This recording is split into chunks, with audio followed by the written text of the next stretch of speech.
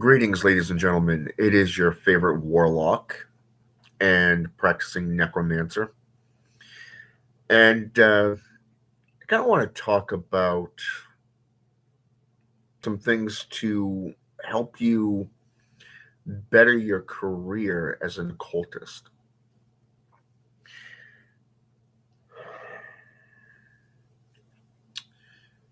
As I said in a past video, I was talking to a brewer, a police officer. And it was interesting because of the fact that this morning I actually saw him after not seeing him for a few days. And when he pulled up to the window, I just reached out with all my essays that I had printed off for him, and he was literally excited because of the fact that he is about to learn the real thing about necromancy and not one of these D&D role playing BS stuff that you see today, or those video game things like World of Warcraft, or was it Diablo, or whatever the hell they call them these days. So it was interesting because of the fact that his eyes lit up. He was really excited because he and I seem to have this author thing going on. Or I wouldn't call it an author thing, more like a writing thing, because he kind of writes fictional, whereas I write actual historical practices and stuff. And as I told him, this is just you know the essays aspect, not the actual book. So, anyways, he later came back and gave me a book one of his to read, and I'm going to start doing that this afternoon. So, but I was when I came home from work this morning, I took the dog out, cleaned up after the major snowstorm, and while I was walking the dog, I was thinking to myself, is this what Kakashi in Slavic witchcraft sees while he's strolling through his kingdom, which literally is a frozen wasteland, if you will, of snow and ice. And I mean, here we are just having a massive snowstorm. I'm talking um, 6 to 12 inches wise of snow at basically single digits of temperatures. And here I am walking, Opal, and loving it. She's loving the snow. I mean, hello, Siberian Husky. And of course, me, walking her, we're on the trails, and it's like, yep, something about this. Not everybody's built for this. And it's like, I wonder what Kakashi would have seen when he walks through his kingdom. That was something that was interesting. But when I came in and I went back to doing what was put in front of me, which was drawing. Now, keep in mind, I haven't drawn anything with my left hand um, for roughly about 25 years. I tried doing it years ago when I switched from my right hand to my left hand. Keep in mind, I got metal in my thumb because of the way I broke it. So it was kind of interesting to see when you are writing or you're drawing. I mean, learning how to write with your opposite hand is something that is challenging to you. Now, I was born ambidextrous, so I'm able to go left or right. But when it comes to drawing freehand, you have to go from the eye to the hand, right? Well, I want you to think about the old school Japanese variation of this. Okay. And I mean the old school. This is something that has been passed down in a school, and it's called calligraphy. This is where they literally do different forms of writing, um, expressed writing, such as poetry or musical, or say, for an example, just artwork in general. Because you got Sosho, Gayosh, and what's that other one? Kenji, if you will, which is different types of writing styles. And then if you go into, say, for an example, let's go into the more English variation. Okay. Then you have different types of things where you actually draw on a different photo. Let's say, for an example, you take a photo of a let's call it the way it is. Let's take the Goetic demons for an example. They all have sigils, okay, sigilliums. Now, for those who have never done drawing of a seal or a sigil, a grand seal, if you will, of a spirit, placing a blank paper, like say a virgin parchment paper, over the actual seal, you can actually draw it by pressing down and actually seeing the lines. So you're learning how to do this. Now, what's interesting is if you go back to, let's say, the late 1990s, okay, I had an art teacher who utilized squares. Think of them as bricks. One of the favorite things that I enjoyed doing in high school was drawing antique vehicles. And I'm talking the coupes from like the 20s. Okay. Love the coupes. Okay. It was the most challenging thing. And you literally learn how to take an image from a um, how should I say this? A good two-dimensional aspect and put it into 3D. Okay. So if you're looking from a car from front, you're only getting that one variation of it. But if you turned it diagonal, so you're looking at a corner, you get a much larger picture, right? Now, I want you to think about this when you are drawing these seals, or say, for an example, your squares, your magical squares, for an example. One of the things that you can do when dealing with occult items, such as pentagrams, inverted crosses, or more complex things like seals, sigilliums, or even anything that you are creating, is I want you to take this brick image, okay, just that the diagram itself, you know, the brick, you draw a brick, or you can take a cereal bowl, okay, tip it upside down and draw the circle that way, okay, and then inside that you can actually do your occult symbol. But that only gets you so far. Eventually you're going to have to take your artistry to a whole new level. Let's say, for an example, you have somebody tie one hand behind your back. Okay. I'm not saying, you go out and break a thumb. You know, trust me, that's actually quite painful to do, especially if it's a severe break. And that happened about 10 years ago on my on this hand. It happened back in 2013. No, actually, it was actually before that. No, that was 2009, actually, because it happened just before a family friend died. And I spent 3 months with my hand in a cast, not mentioning another 3 months of physical therapy. And the damn thing still doesn't work right. But so here it is. So when you take any kind of language, like say Semitic, or let's go with Latin, Spanish, two different languages. Okay, it would be like going from Indonesian to Russian. Now take it back into the most ancient language that you can possibly go for. Now put it into a Steve. Now, When I mentioned the term Steve to one of my apprentices recently, he asked me, "What is a Steve?" And I said, "Think of it as a seal, a sigillium, if you will."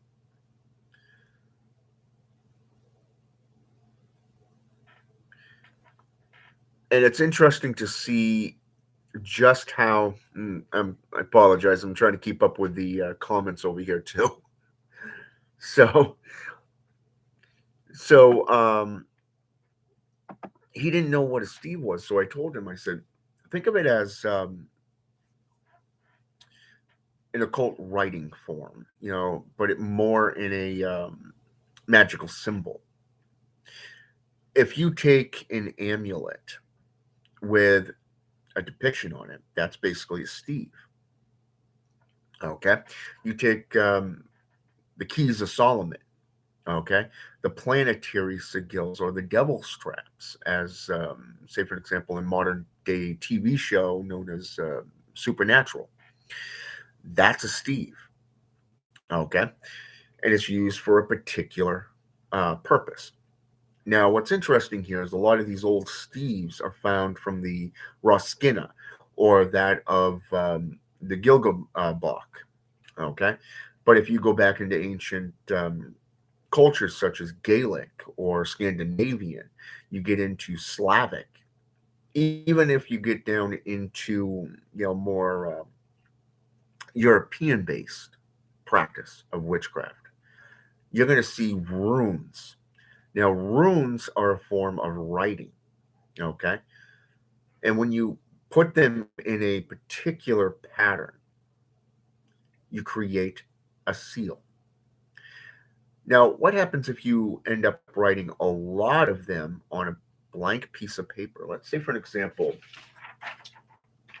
you go out and you get printer paper, okay, and you pull out a sheet, okay, blank sheet. This is considered you know, virgin parchment paper because it has never been drawn on, it has never been used.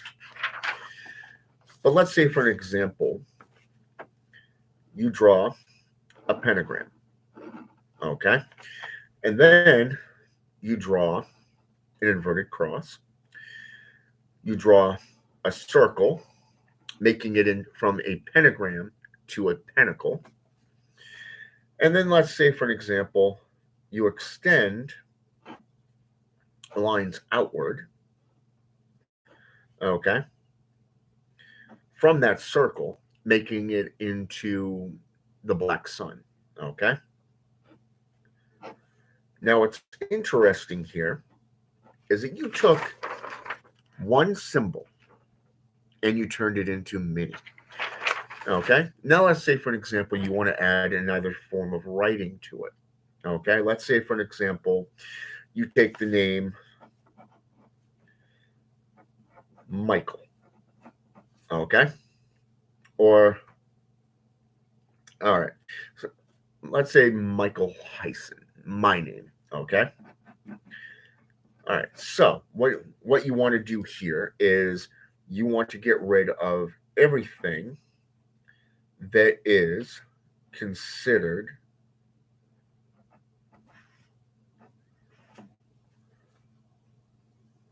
repeated lettering. Okay, and that leaves you with Miceon, right? Now, how do you put that into an actual language? Okay, let's say for an example, this writing would be let's go with let's do a name. Okay, so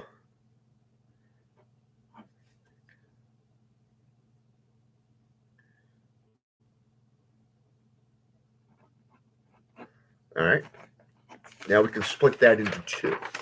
Okay, Mick-eon. Okay, Mickey-on.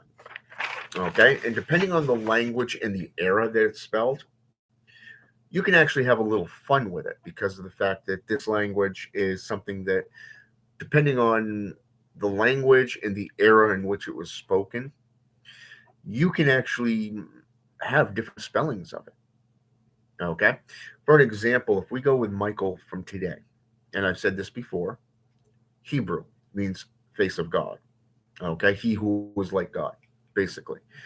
You go back 500 years ago to cuneiform, his name means soul collector, collector of souls, right? Now you go back to Sanskrit, okay, which was over 2,500 years ago, okay? It means face of love, okay? So you see how a name and a meaning changes depending on the era in the language. Right there, you just saw Hebrew, you saw cuneiform, and Sanskrit. Three different meanings to a name, okay? So if you write your name out and you remove all the recurring letters, and then you can break it down into two different names. So you have like a first name and a last name, like say, oh, let's go with Eliphas Levi. Okay, now I wonder what was his actual name. Think about that for just a minute. Or how about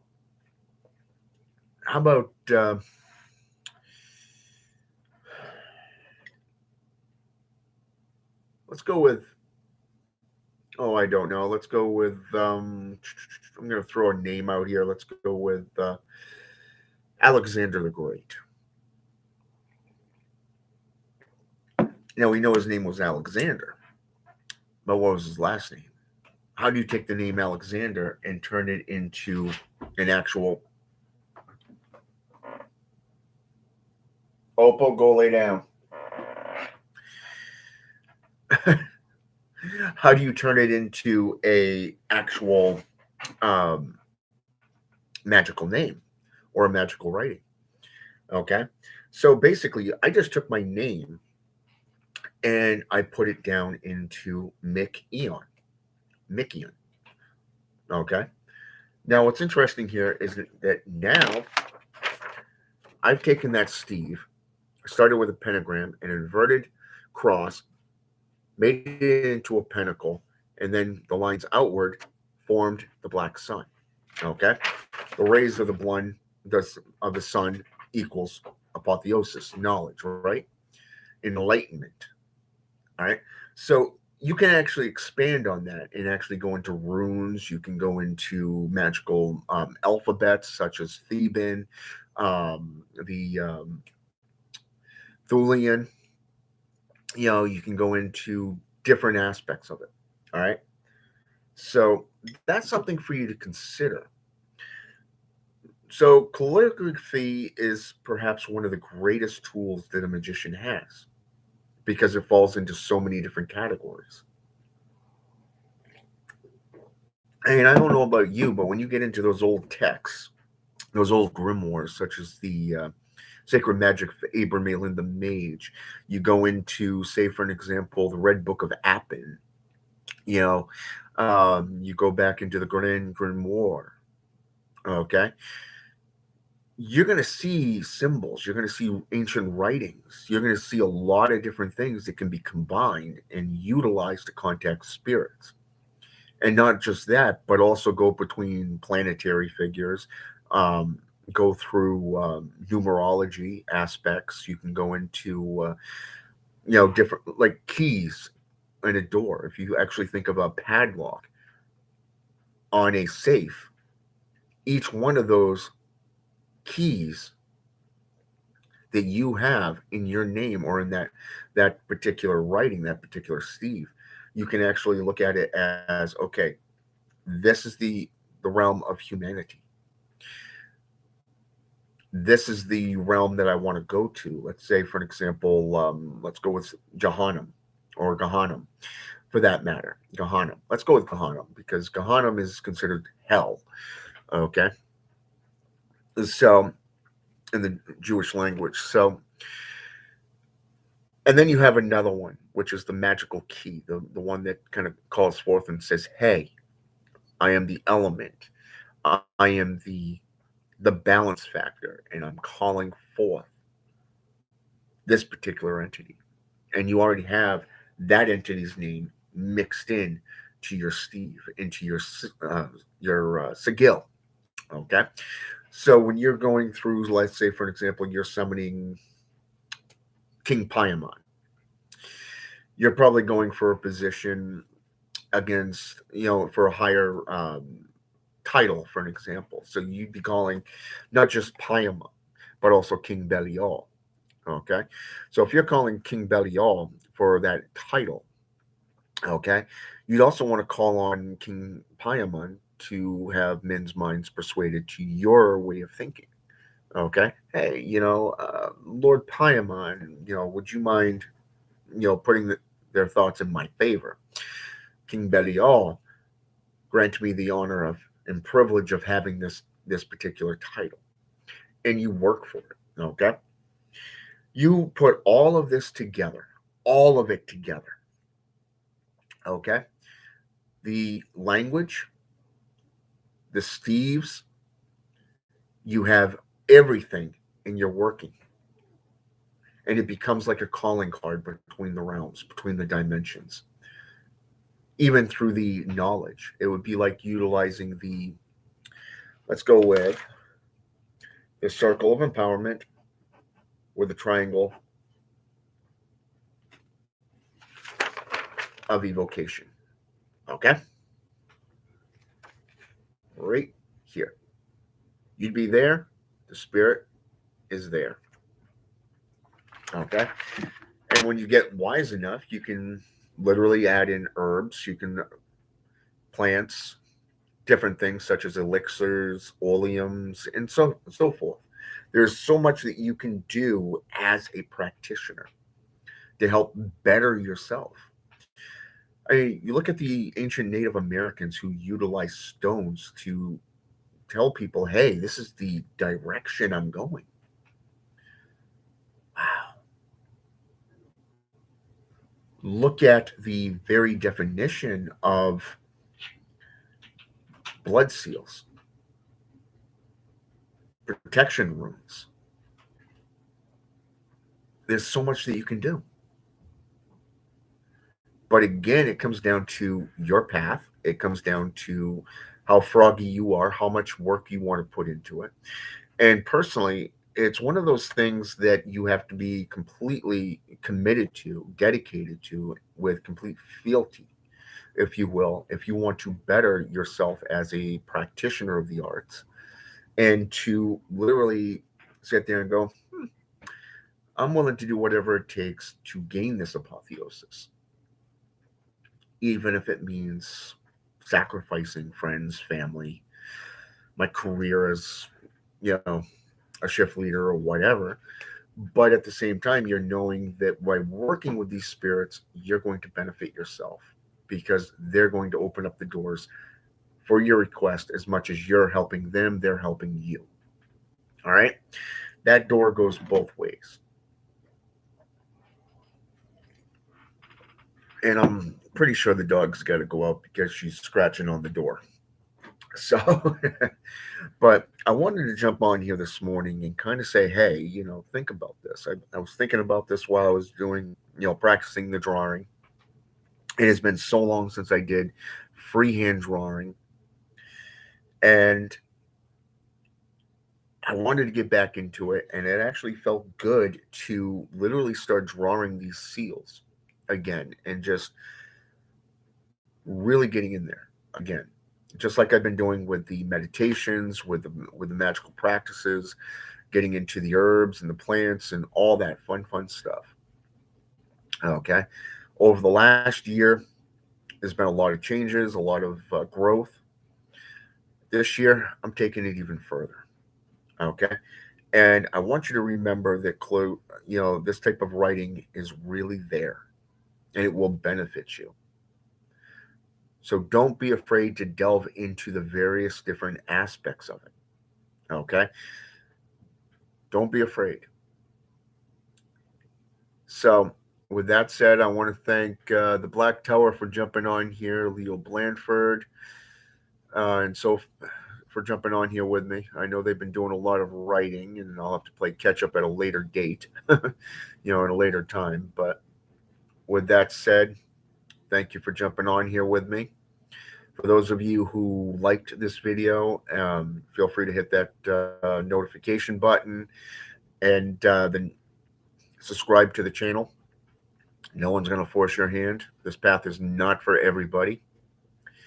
So just kind of reflect on what was said here and how you can benefit your practice because it is your practice. And always live by the same, that one code, the two codes, the two primary codes that I go by.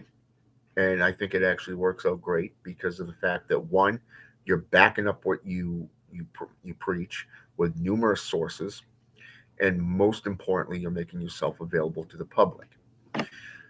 Jeffrey 524, welcome.